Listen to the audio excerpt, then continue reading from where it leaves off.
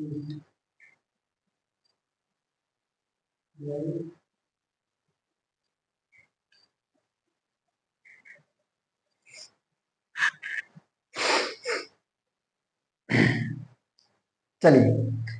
नमस्कार दोस्तों, मैं हूं अजय यादव और आप देख रहे हैं एजे केमिस्ट्री चैनल में। आज मैं कक्षा 9 वाले बच्चों को, 9 तो आप लोगों ने पढ़ ही लिया है, अब 9 से जो बच्चे 10 में चले गए हैं, 10 में वे बच्चे गए हैं जो 9 में नए नए 8 पास करके आए थे। उनको रसायन विज्ञान सीखने में काफी कठिनाई हो रही है। कठिनाई क्यों हो रही है वो सब आप लोगों को खुद पता है, क्योंकि आप लोगों ने 9 में उतना ध्यान नहीं दिया। यही कारण है कि आप 10 में केमिस्ट्री नहीं सीख पा रहे हैं। देखिए, केमिस्ट्री को सीखने के लिए सबसे पहले तो सबसे जो जरूरी चीज है वह है आप लोगों को तत्वों का परमाणु क्रमांक, नाम, प्रतीक, इतना तो तैयार होना चाहिए, और बहुत ज्यादा नहीं। 118 है, 118 में से आप 10 में चले गए हैं तो आप कम से कम 30 तत्व के नाम, परमाणु क्रमांक, प्रतीक ये तैयार करें। अगर आपको ये चीजें तैयार है तो मैं गारंटी के साथ कहता हूं कि आप जो है केमिस्ट्री सीखने में प्रबलता हासिल करेंगे और आप उसमें सफल भी होंगे। सबसे पहली बात तो ये है कि अगर परमाणु क्रमांक नहीं याद है तो प्रॉब्लम 10 में ये आ रही, ज्यादातर बच्चों में मैंने देखा है कि वो किसी भी रासायनिक समीकरण को लिख नहीं पा रहे हैं। जैसे शब्द के रूप में अगर रासायनिक समीकरण दे दिया है तो उसको वो लिख नहीं पा रहे हैं, और जब रासायनिक समीकरण नहीं लिख पा रहे हैं तो उनको रसायन विज्ञान कठिन नजर आ रहा है। और ये क्यों नहीं लिख पा रहे हैं? क्योंकि उनको सरल यौगिकों को सूत्र नहीं लिखने आता।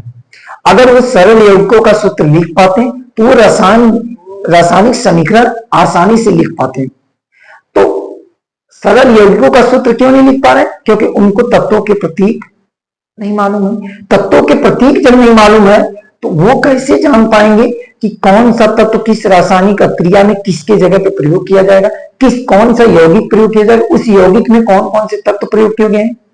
तो उसको जानने के लिए सबसे पहले हमें जो है कम से कम जिंदगी भर काम चल जाएगा। लगभग अधिकतर जितने भी 10 में बच्चे पढ़ रहे हैं वो 30 तत्व याद रखें। 30 तत्वों में ही उनके जो है सभी यौगिक समाहित हैं। इतने ही तत्वों से जो है लगभग उनके यौगिक बने हुए हैं, उनके यौगिकों के सूत्र बने हुए हैं। तो चलिए आज हम लोग शुरुआत करते हैं। आपको जो पहले 30 तत्वों को तैयार करवाते हैं। ठीक, आइए शुरू करते हैं। देखिए, सबसे पहला जो हमारा तत्व होता है उसका नाम है हाइड्रोजन, प्रतीक उसका H होता है। दूसरा जो तत्व है उसका नाम है हीलियम, प्रतीक उसका He होता है। ध्यान देना बच्चों, अगर किसी भी तत्व का प्रतीक हम लिख रहे हैं उसमें 2 या 2 से अधिक अक्षर आ रहे हैं। क्या बोला मैंने? किसी भी तत्व का अगर प्रतीक लिख रहे हैं उसमें 2 या 2 से अधिक अक्षर आ रहे हैं तो पहला अक्षर कैपिटल लेटर में लिखना, दूसरा जो है स्मॉल लेटर में रहेगा। ध्यान देना इस बात को, पहला कैपिटल लेटर में लिखेंगे और दूसरा किसमें लिखेंगे? स्मॉल लेटर में लिखेंगे। अगर बेटा कैपिटल लेटर और स्मॉल लेटर का फर्क नहीं रख पाए तो आपका जो है सूत्र भी गलत हो जाएगा, आपका यौगिक भी गलत हो जाएगा। तो ध्यान रखना, किसी भी तत्व के प्रतीक में अगर 2 अक्षर आ रहे हैं तो पहला कैपिटल लेटर और दूसरा क्या होगा? Small letter. 3 भी आ रहे हैं तब पहला कैपिटल, बाकी 2 क्या होंगे? स्मॉल लेटर में होंगे। कैपिटल लेटर मतलब जानते हैं ना, अंग्रेजी के बड़े अक्षरों में। स्मॉल लेटर मतलब अंग्रेजी के छोटे अक्षरों में। चलिए देखिए, जैसे यहाँ पे हीलियम, परमाणु क्रमांक 2 इसका है। हीलियम के प्रतीक में 2 अक्षर है, एक H है और एक E है। तो H पहला अक्षर है, इसको हम कैपिटल लेटर में लिखे हैं, और दूसरा क्या होता है? स्मॉल लेटर में। तो हीलियम का प्रतीक H है। उसी तरह देखिए, तीसरे नंबर पे लिथियम है, Li। चौथे पर बेरिलियम है, प्रतीक Be होता है। पांचवें पर जो बोरान, प्रतीक कैपिटल B होता है। छठवें पर कार्बन है, प्रतीक कैपिटल C होता है। सातवें पर बेटा नाइट्रोजन है, प्रतीक कैपिटल N होता है। आठवें पर ऑक्सीजन O। नौवें पर फ्लोरीन है, प्रतीक कैपिटल F। 10वें पर नियान है, प्रतीक कैपिटल N, स्मॉल N होता है। 11वें पर सोडियम, प्रतीक Na। 12वें पर मैग्नीशियम, प्रतीक Mg। 13वें पर एल्यूमिनियम, प्रतीक Al। 14वें पर सिलिकॉन, प्रतीक Si। 15वें पर फास्फोरस, प्रतीक कैपिटल P। आइए आगे बढ़ते हैं। 16वें नंबर पर हमारा सल्फर आता है, प्रतीक इसका S। 17वें नंबर पर क्लोरीन आता है, प्रतीक इसका capital C small L Cl होता है। 18वें पर बेटा आर्गन आता है, प्रतीक ए और स्मॉल आर। 19वें पर पोटेशियम आता है, प्रतीक कैपिटल ए, और 20वें पर कैल्शियम आता है, प्रतीक कैपिटल सी और स्मॉल ए Ca होता है। 21वें पर स्कैंडियम आता है, प्रतीक कैपिटल एस स्मॉल सी। 22वें पर वैनेडियम आता है, प्रतीक कैपिटल वी। 23वें पर टाइटेनियम आता है, प्रतीक कैपिटल टी स्मॉल आई अर्थात टी आई होता है। 24वें पर क्रोमियम आता है, प्रतीक सी आर। 25वें पर मैग्नीज होता है, प्रतीक यम एम। कुछ बच्चे क्या करते हैं, स्मॉल में ही दोनों लिख देते हैं, यम एम एकदम सेम बराबर लिखते हैं, ऐसा नहीं करना। कैपिटल वाले को कैपिटल में, स्मॉल वाले को स्मॉल में लिखना, ठीक।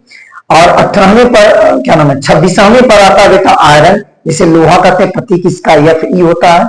27वें पर कोबाल्ट आता है, प्रतीक CO होता है। 28वें पर निकिल आता है, प्रतीक Ni होता है। और 29वें पर आता है आपका 29 नंबर के कॉपर, प्रतीक क्या होता है, Cu होता है। और 30 पर जिंक आता है, प्रतीक क्या होता है, Zn होता है। पहले आप इन 30 तक के तत्वों को, आप 10 में पढ़ रहे हैं तो इनके तत्वों के प्रतीक, नाम, परमाणु क्रमांक याद रखिए। जैसे मुझे याद है, देखिए आप 2-4 बार याद करेंगे, उसके बाद कॉपी पे लिखेंगे, आपको तैयार हो जाएगा। अब एक टिक के चक्कर में मत पड़िए, ठीक। आप 11 में चलेंगे, वहां टिक पे आपको 118 तत्व तैयार करवाए जाएंगे, बट आप यहां पर केवल 30 रटिए। चाहे से पहाड़ा रखते हैं ना, 2 के 2 वैसे इसको रट जाए। कैसे रटेंगे, देखिए हम बता रहे हैं आपको रटने का तरीका ऐसे रटिए। Hydrogen, helium, lithium, beryllium, boron, carbon, nitrogen, oxygen, fluorine, neon, sodium, magnesium, aluminium, silicon, phosphorus, sulphur, chlorine, argon, potassium, calcium, scandium, titanium, vanadium, chromium, manganese, iron, cobalt, nickel, copper, zinc.